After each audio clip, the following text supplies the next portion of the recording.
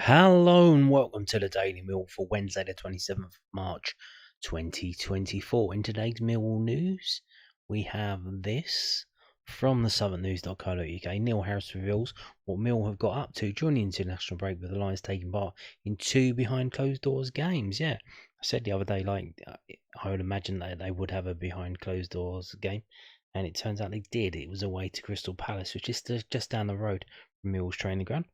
So the pause in club football has given the Lions plenty of time on the training ground. Neil Harris is confident Mill will use the international break to their advantage as he looks to sharpen up his squad for the run-in. 8 games remain in the championship season, and the Lions' fate is still far from certain given the congested nature of the bottom half of the league. The March break gives clubs one last chance to get a sustained period on their training pitch before going full pelt to the end of the season. Mill will use the time to have a behind closed doors friendly against Crystal Palace away at their training ground and organise a game between the first team and the under-21s, and they also focused on individual work for players not on international duty.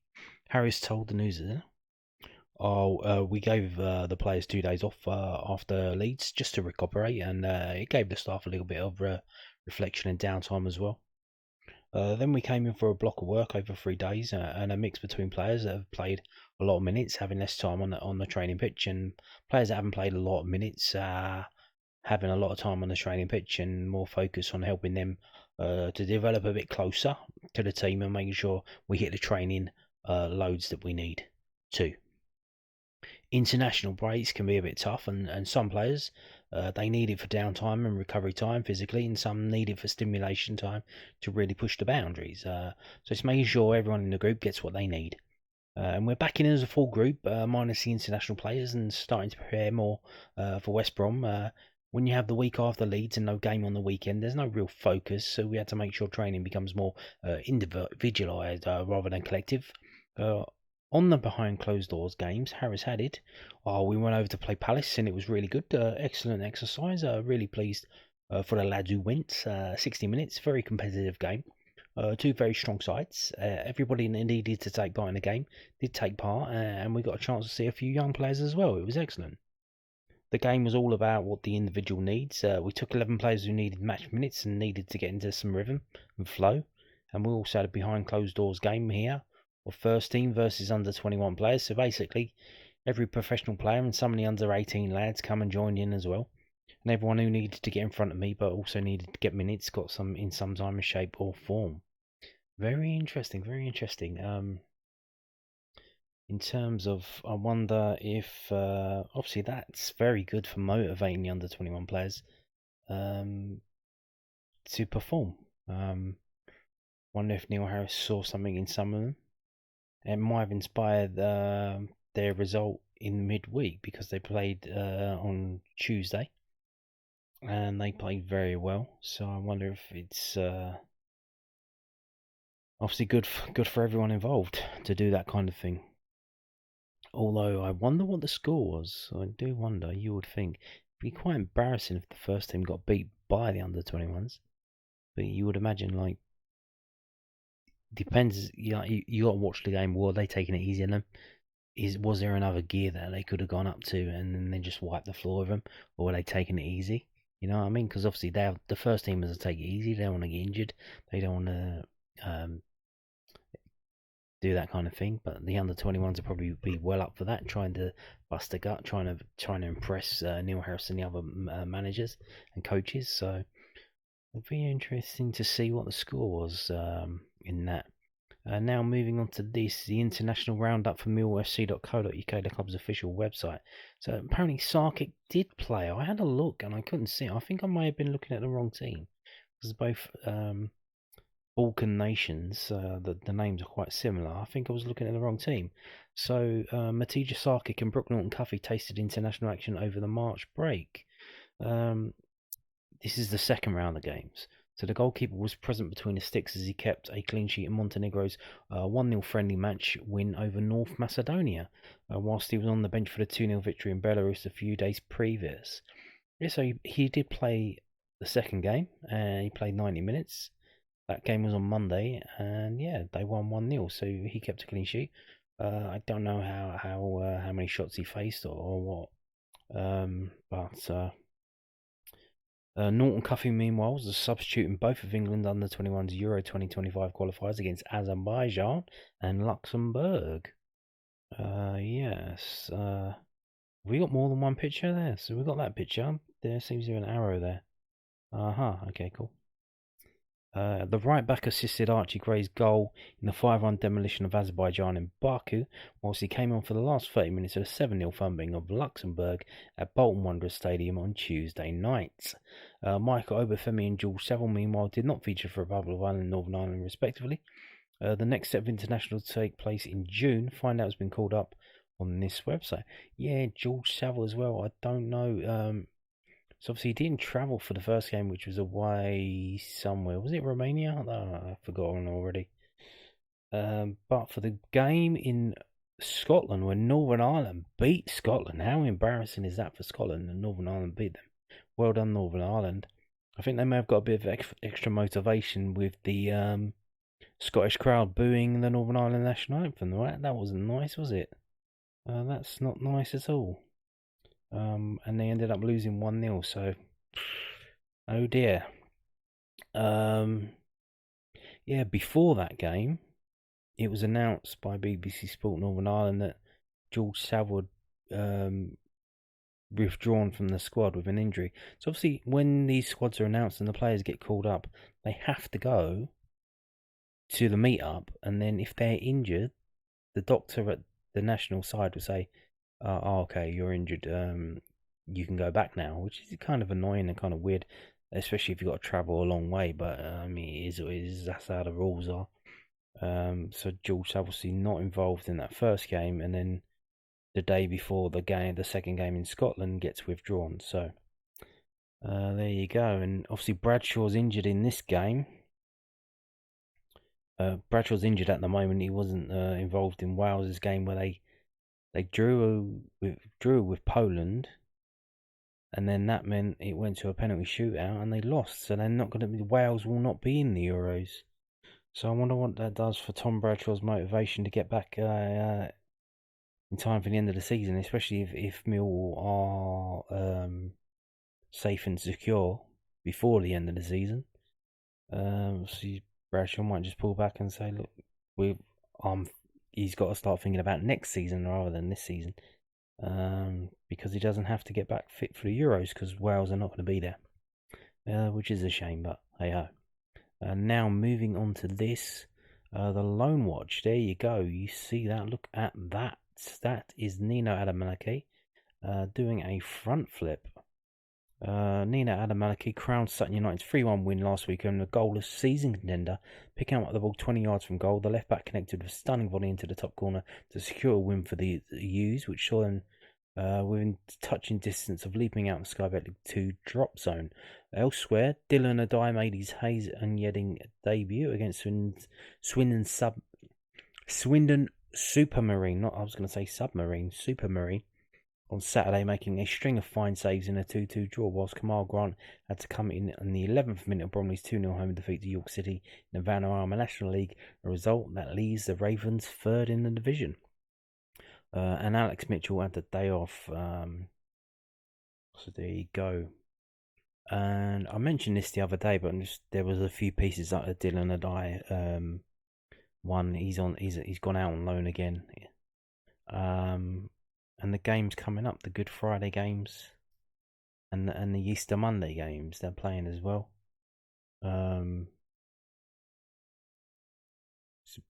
Bromley away to Dorking, that's not that far away. Bromley, and then on Monday they're at home.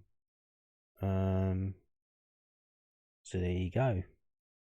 I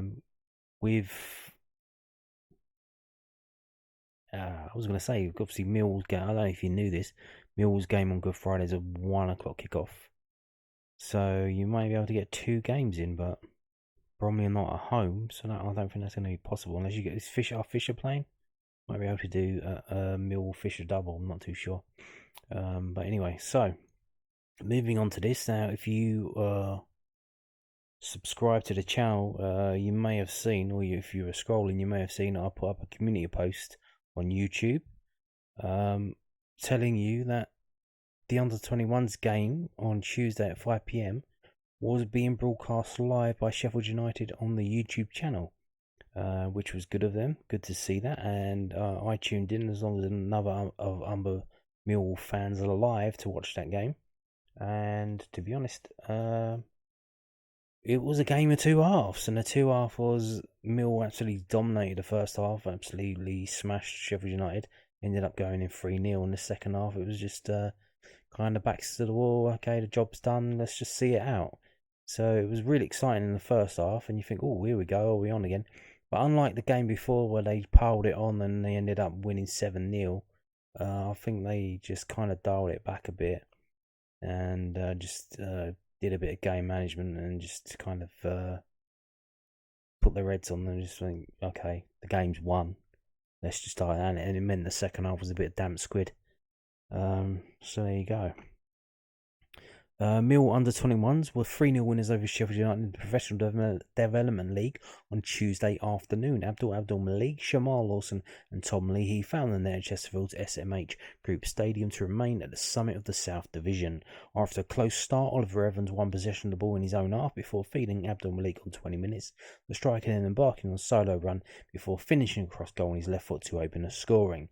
From there, Kevin Nugent's side knocked on the door of the side they defeated in last year's national final, striking the post through Tom Lee, who was back in the side after overcoming injury, with Lawson well placed to guide home the second on 41 minutes. 2 minutes later, it was free as Leahy robbed the defence of the ball before racing towards goal and sliding an effort past the goalkeeper. The Lions then saw out the second half come to lead to extend their lead to 8 points, although second place Queen's Park Rangers have a game in hand. Next up for Millwall's under-21s is a home game against Coventry City on Tuesday, the 9th of April, not August, fucking hell, that's next season, April. Tuesday, the 9th of April. That game is scheduled at the moment to be at the training ground. And the team was as follows: Waddy, Walker, Myers, Ollie Evans, Mackay, Stevenson, Boateng, Lawson, Leahy, Abdul Malik, Bangor, Williams, and the subs were Massey on for Boateng on 66 minutes, Hayward on for Leahy, 58 minute, Howland on for Abdul Malik on the 82nd minute. The unused subs were George Evans and Mansour. The game was shown live. The video is still up there, like the whole game. So if you want to check it out, go to Sheffield United's YouTube channel and go onto the live tab, and it should be there, and you can watch it back to your heart's content. But I would recommend just watching the first half, and you see what you can see. And that does, here we go, leave the table looking like this. Millwall on top of the South Division with 48 points, 8 points ahead of QPR, as I said, to have a game in hand of them. 9 points ahead of Bournemouth in third, and you don't need to win the league, you just need to finish in the top two. So I think we're pretty much there. Just got to see it out. I think there's maybe 5 more games for Millwall. The way it works is you split into North and South. You play the teams in the South home and away, and then you play the Northern teams just once. So it's either randomly, I don't know how they draw it. It's just randomly either home or away once. The teams in the North, and then that adds up to about 29 games. So yeah, that's how it works. So I guess it is a bit lucky in terms of which teams you get drawn against, home or away in the other division.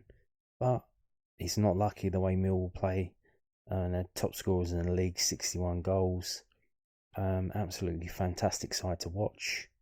And we'll see if they can do it again. Can they win again?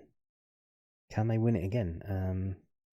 We'll see how it goes. And surely, some of these players need to be in and around the squad. We've also got Romain Esse and Namaku, although he's injured at the moment. But I mean, you got players like Malachi. Obviously, he's out on loan. And if not, like Mitchell, Mitchell's doing well in League One. League One is the league below. League One is a league below the Championship. So obviously, if he comes back and he's not involved next season, then what are we doing? Like, obviously, I'm not saying he should just be thrown in, but I think he should be given a chance, in the very least. And then we'll see how we go. And then other players that are currently in the squad, they go out on loan, and then we'll see how we go. But yes, it is 2 years in a running. Very, very good team, the under 21s and the under 18s as well. And we'll move on to this is from livefootballontv.com. I've just found out that obviously I assume this would be the case, because they showed all the quarterfinals. So the FA are showing the semi-final of the FA Youth Cup, Millwall's game away at Ellen Road, playing Leeds on Thursday the 4th. So next week, that's coming up quick, isn't it? Next week. And that's going to be shown live on the FA Player, which is it's the FA's own video hosting system, kind of like Millwall TV. It's mainly used for women's football because no one else wants it, and they have to show it because that's all they can do now. And interestingly, 2 days before will be the other semi-final, and that will be Man City versus Bristol City. And that's being played at not the Etihad, but the stadium over on the road, the Academy Stadium. So obviously they must have got permission to play their games there. So if you don't know this, the draw for the final's already been made. It used to be 2-legged, it's 1-legged now. And if we beat Leeds United, and if Manchester City beat Bristol City, then we will be away to Man City. And I'm going to assume that that's going to be in the Academy Stadium as well. So I don't know that for a fact. But it's kind of a shame if it wasn't in the Etihad. But have we played them at the Etihad yet? I don't know.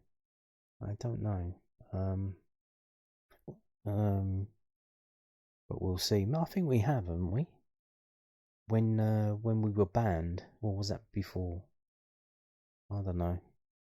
But yeah, there you go. So the tickets are on sale now, but there's no coaches being laid on. The trains are messed up because of a strike on the 5th, so I don't know when that's going to kick in. But you can sit at home and watch it on your computer, and then maybe mirrorcast it to your TV on the FA Player. So there you go. Isn't that good? And on that note, thank you for watching, and goodbye.